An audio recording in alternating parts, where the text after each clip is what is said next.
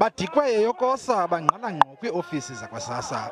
Eyona nto bayikhalelayo ke bathi ezi 350 zesibonelelo sabangaphangeliyo sikaRhulumnte ingathi zikhetha abathile. I'm angry because these are the people that really need it. We need it. We need this money to survive. Banikezele ngegqobhu lezikhalazo nalapho benyanzelisa ukuba le mali yesibonelelo yezi 350 mayinyuswe ibe yi-1,500. They don't want to communicate with us. We are going to mobilize in 9 provinces, and then we're going to call a national shutdown. Abakwa-SASSA bavumile ukuba kukho ingxaki ngobuxhakaxhaka babo, kodwa bathi uninzi lwezo ngxaki zilungisiwe.